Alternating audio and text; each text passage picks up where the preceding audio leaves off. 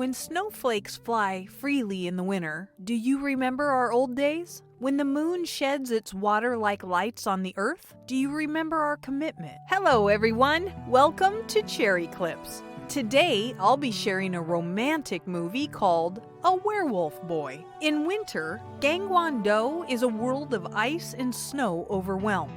A girl is driving her grandma to the old family home in the country. A few decades ago, her grandma immigrated to the US. This is her first time coming back to Korea. The girl asks Grandma, "When did you live here?" Grandma says, "When I was about your age. When I was as pretty as you." There are a lot of pleasant memories for her in this old but sweet house. This grandma is Susan. 47 years ago, she was 17 years old. However, she was suffering from problems with her lung, so she moved with her mother and sister to the countryside to undergo a period of convalescence. It was a remote place with only 2 or 3 families. Their neighbor was very kind and hospitable. Seeing new neighbors, all the members of his family helped them with their luggage. 2 years ago, Susan's father died. Then the company he founded was stolen by his partner. The son of his partner, Jim, bought this house and allowed them to live in it as a kind of charity. At night, Susan's mother prepared a big meal to treat their neighbor. The neighbor told them that there once lived an eccentric man. He raised a lot of wolves in the warehouse next door. Later, he passed away because of a massive heart attack. If they hadn't moved in,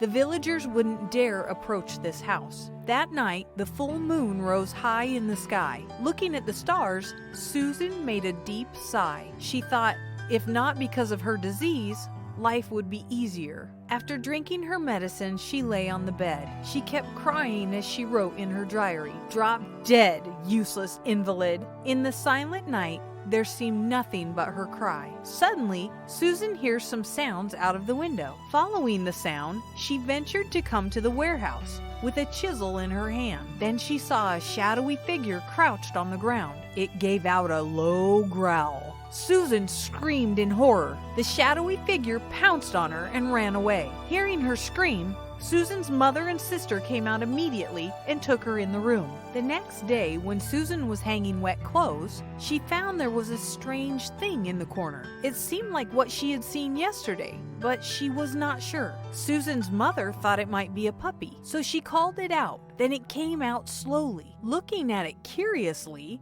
they found it was a shabby and bedraggled young boy. He looked very hungry. Susan's mother gave him a basket of potatoes. He wolfed them down and ate them up quickly. Then Susan's mother took him home. Later, the police came to investigate. He couldn't read nor talk. The police thought he might be orphaned by the war and promised to find an asylum for him. But before that, Susan's mother had to look after him for a while. He was smelly with disheveled hair and a dirty face. It took Susan's mother a lot of effort to clean him up. He ate like a puppy, protecting his food. That made others have no chance to eat. When he saw the full moon in the sky, he would give out a low wolf howl. Anyway, Susan only wanted to keep him away because of his strange behaviors. One day, Susan is looking for a book in a box. However, she was too weak to lift it. When she turned back, she found that the beast was approaching her. She was scared and collapsed on the ground. Susan kicked and hit him, pulling his hair.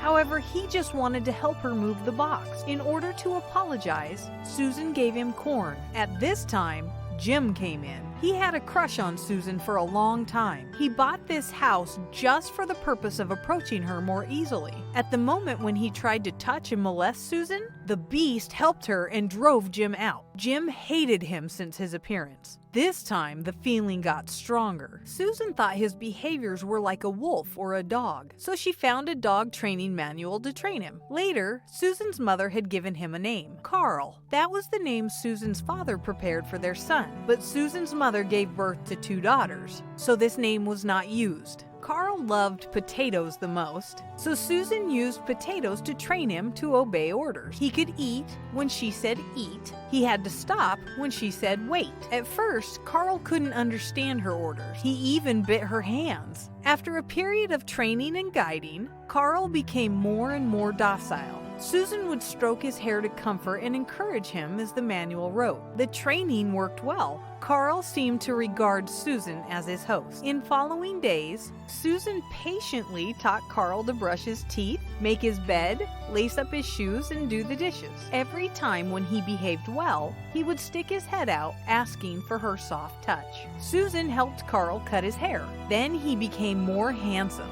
As the saying goes, a beautiful girl must have beautiful legs, and a handsome boy must have a handsome haircut. One day, when Susan and her family were shopping on the street, an iron beam fell down abruptly. In this emergency, Carl came over quickly and protected Susan and her sisters in his arms, so the iron beam hit him directly on his back. But he seemed all right, without being badly hurt. Susan's mother took him to a doctor. The doctor said that he's gone a little red and got a few scratches on the back. However, he was totally shocked after he checked Carl's pulse. He had been practicing medicine for over 30 years, but he had never seen a man with such a pulse. After they were back home, Susan took the other kids to play soccer on the hillside. Carl couldn't understand the rules of the game, so he was always scolded by them. Susan's mother shouted in the house, "Dinner's ready!" The ground was gilded by the setting sun. They reluctantly departed from each other. At night, Susan's sister said to their mother, "The orphanage is not a good place. Can Carl live with us?" At that time, Carl had learned how to dine in a civilized way.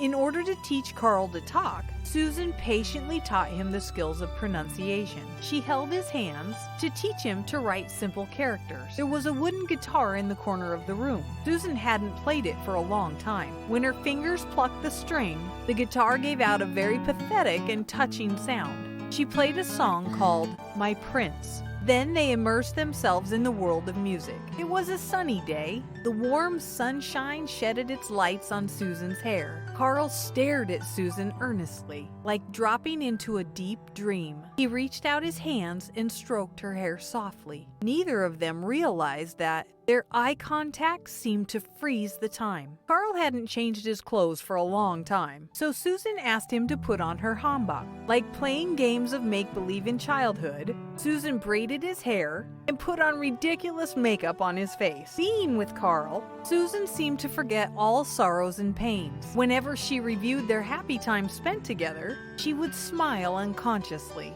Carl always followed Susan everywhere. He was not allowed to enter into her bedroom, so he slept outside her room for company. One night, Jim came back drunk.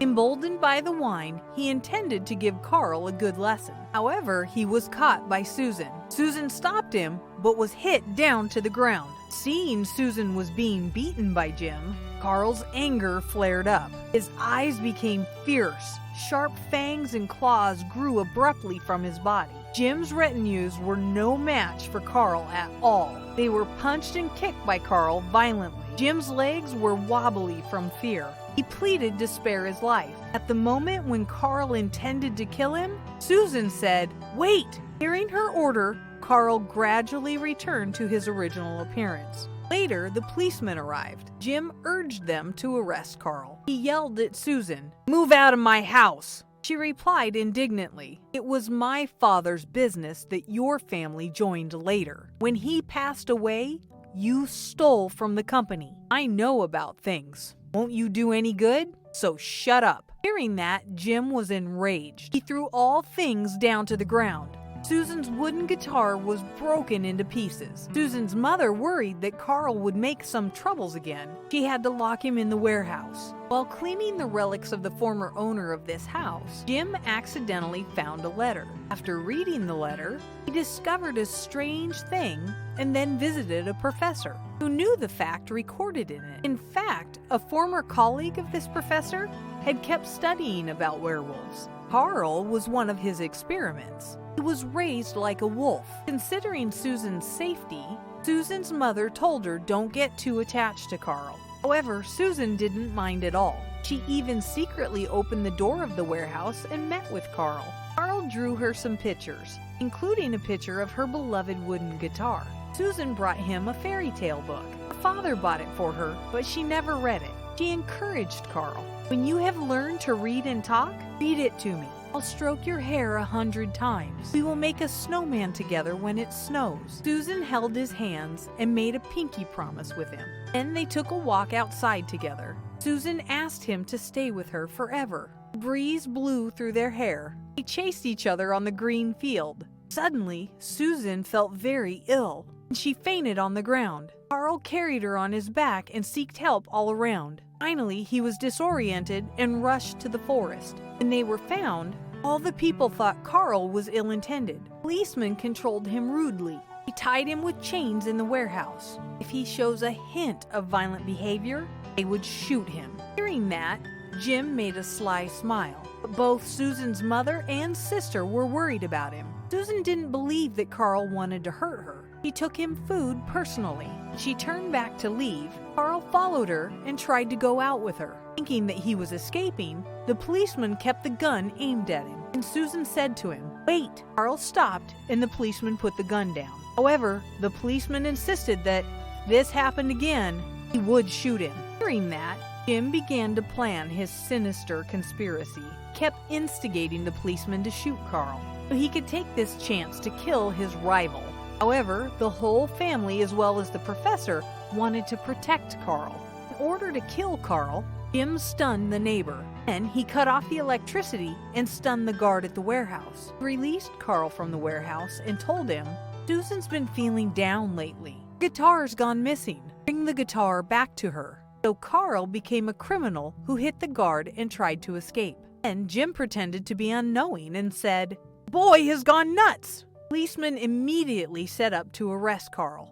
This moment, Jim said to them, "You might want to bring the real gun." Seeing the neighbor was beaten down, policemen thought it was done by Carl. Kept warning Carl, who was then in a villager's house, put his hands in the air and come out of there. However, Carl didn't know what had happened. He just wanted to help Susan find her guitar. Susan came over to him slowly and wanted to take him home. Jim was determined to kill Carl through the policeman, urged the policeman to shoot Carl, even grabbed the gun and shoot it at Carl. In order to protect Carl, Susan pounced on Jim and grappled with him. The enraged Jim pushed her down to the ground and kicked her violently. That infuriated Carl, who was incarnated as a werewolf, and leaped up to pounce on Jim, dropped Jim to the ground, and killed him. At this moment, snowflakes fell from the sky. Beautiful, but frigid.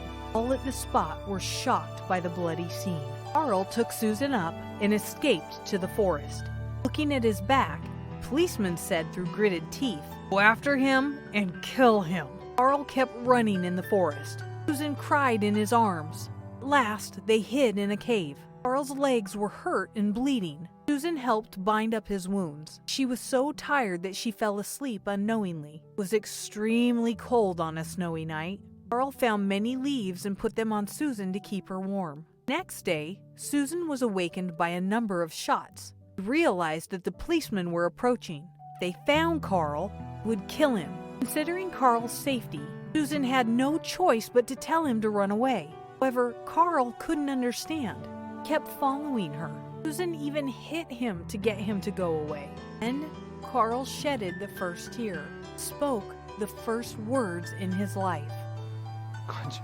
The words were like a sharp knife piercing her heart. She was crying as if her heart would break. It was the first time for her to have a feeling of heartbreak. The grief in her heart made her on the verge of suffocating. She was seized with a feeling of deep sorrow. Carl couldn't go with her. Otherwise, he'd be arrested and killed. Then she picked up a stone and threw it at Carl's face. Susan turned and ran away. Carl stood still, tears in his eyes, staring at her until she was out of sight. Later, Susan's family left the countryside. Susan and Carl had never met again. This departure caused their lifetime regret. Before they left, Susan wrote a letter and left it in the warehouse. Time flies. 47 years have passed. When Susan returns to the old house, the gate of memory seemed to be opened by her. All sorts of feelings well up inside her.